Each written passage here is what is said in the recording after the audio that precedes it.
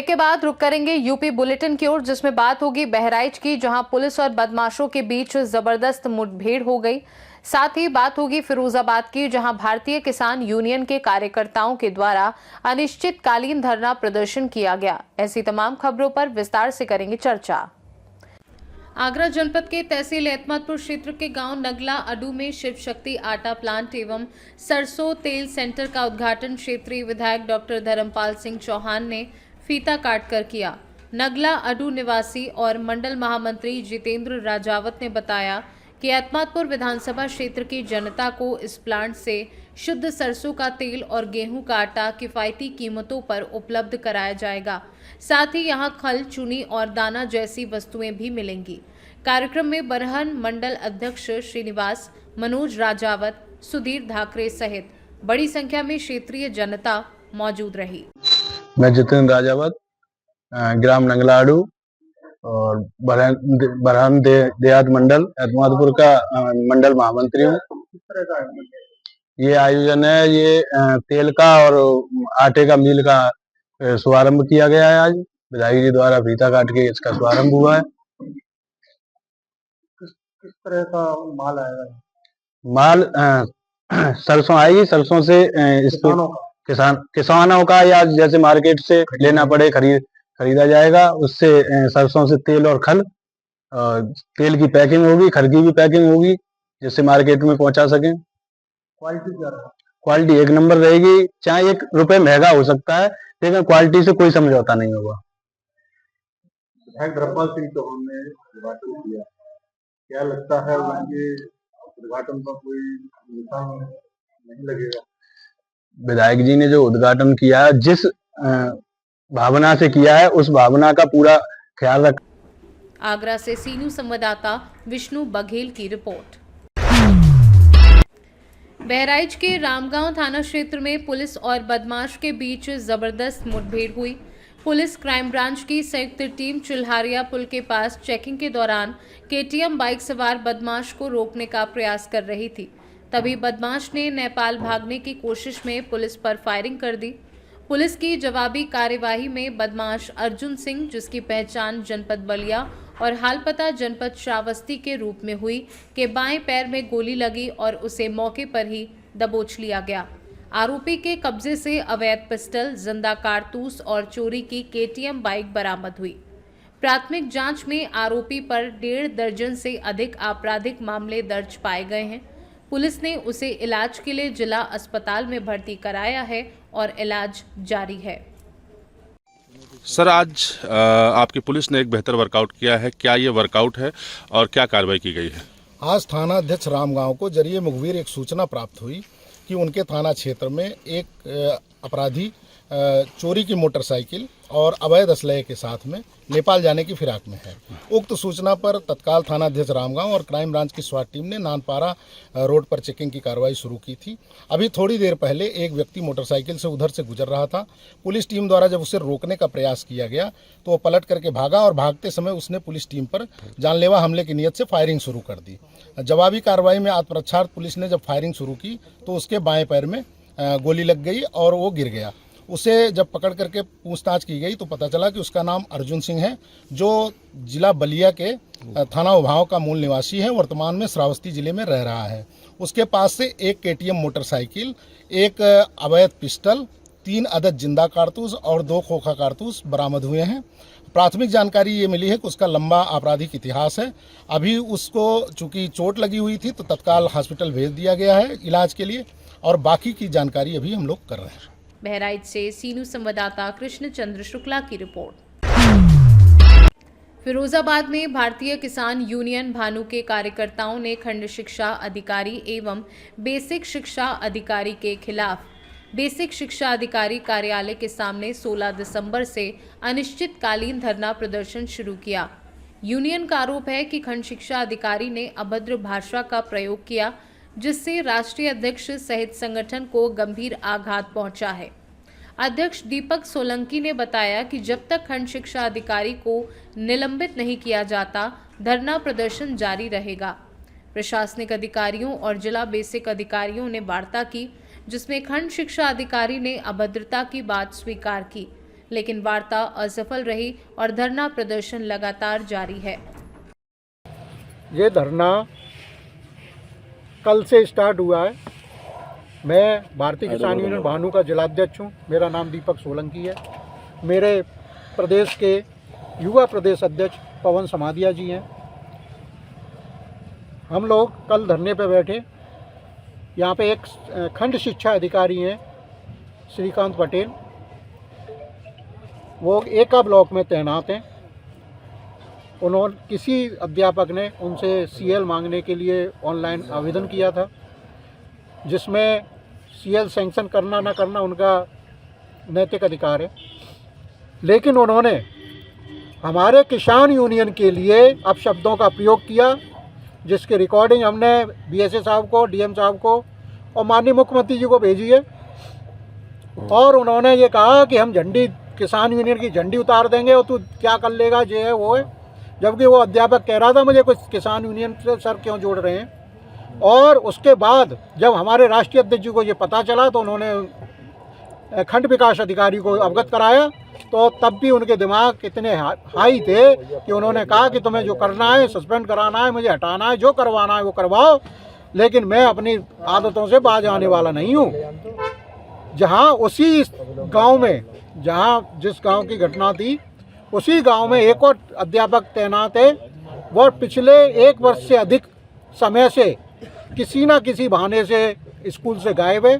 उस पर कोई कार्रवाई नहीं की जाती, लेकिन एक दिन की छुट्टी मांगने वाले ईमानदार अध्यापक पर ये सस्पेंशन की कार्रवाई की संस्तुति होती है। और केवल उसको अच्छे व्यक्ति को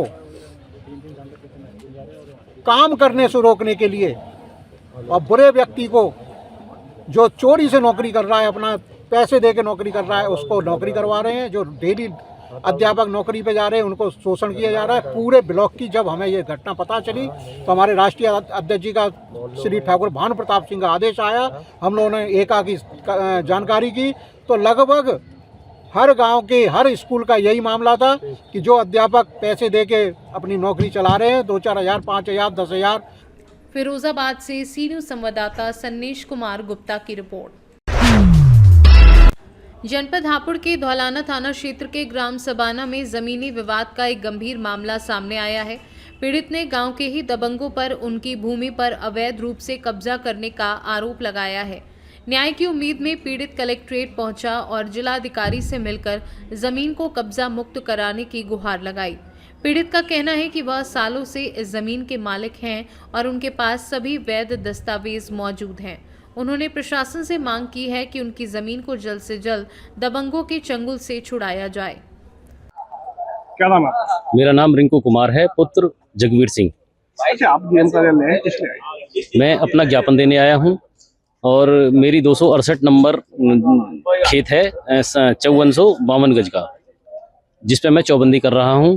जो दबंग प्रवृत्ति के लोग हैं वो उस पर चौबंदी नहीं करने दे रहे, क्योंकि वो मेरे पापा नाबालिग थे, 4-5 साल के थे तब दादी और अम्मा, दादी और बाबा दोनों ही इस दुनिया से चल बसे थे।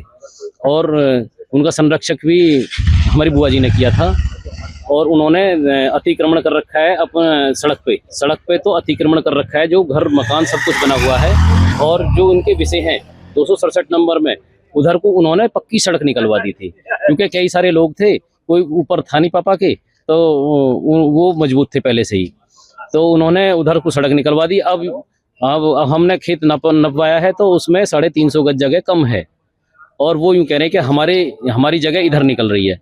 और जगह जगह मैं अकेला हूँ, पापा भी अकेले हैं मेरे, और मेरे बाबा भी अकेले थे। मुझे जगह जगह रोक के प्रताड़ित किया जाता है, बोले कि तुझे मार देंगे, यूँ कर देंगे, वो कर देंगे। और बोलता है कभी कभी मैं अपनी घरवाली को चिपटा दूंगा तुमसे, और तेरे सिर में ईंट मार दूंगा, मेरे वकील ने बोला है। ऐसी बातें करते हैं मुझसे। किससे शिकायत की, किस मामले में? मैंने शिकायत डीएम साहब के पास आया था, तो एडीएम साहब को मैंने ज्ञापन दिया है। क्या कहा है? एडीएम साहब ने बोला जो निष्पक्ष कार्रवाई की जाएगी आपके साथ। हापुड़ से सी न्यूज संवाददाता सचिन सागर की रिपोर्ट। ललितपुर के मेहरोनी क्षेत्र के ग्राम समोगर स्थित आंगनबाड़ी केंद्र पर पोषण आहार वितरण में अनियमितताओं को लेकर हंगामा हो गया, जिसमें गर्भवती महिलाओं, धात्री माताओं और छोटे बच्चों के परिजनों ने बीते 4 से 6 महीनों से पोषण आहार न मिलने और वितरण में गड़बड़ी का आरोप लगाया। लाभार्थियों ने नाराजगी जताते हुए प्रदर्शन किया और तत्काल कार्यवाही की मांग की। मामले में कोटेदार ने आंगनबाड़ी कार्यकर्ता पर अनाज को जबरन ले जाने का गंभीर आरोप लगाया, जिससे संदेह और बढ़ गया। पीड़ित पक्ष ने जिलाधिकारी को ज्ञापन सौंपा, जिस पर जिलाधिकारी ने संबंधित विभागीय अधिकारियों को जांच कर आवश्यक कार्यवाही के निर्देश दिए। प्रशासनिक हलकों में चर्चा है कि दोषी पाए जाने वाले कर्मचारियों पर सख्त कदम उठाए जाएंगे। फिलहाल लाभार्थी प्रशासन की कार्यवाही का इंतजार कर रहे हैं और भविष्य में नियमित पोषण आहार की उम्मीद जताई जा रही है। क्या नाम है आपका? प्रीति। क्या समस्या है? बच्ची को पोषाहार नहीं मिलता, कब से नहीं मिला? कम से कम 7-8 महीने से नहीं मिला। क्या क्या? तेल दाल दलिया कुछ नहीं मिलता, ना पंजड़ी भी नहीं मिल रही है, बाकी तो सब ठीक है। क्या नाम है? सोन कुमार। दाल दलिया कुछ भी नहीं मिलता। पंजरी आती है बोलती है तो हम बताएंगे, बताती नहीं है तो कब आई पंजरी। उल्टे सीधे मांगने आती तो उल्टी सीधी बातें बोलती। जाती बात।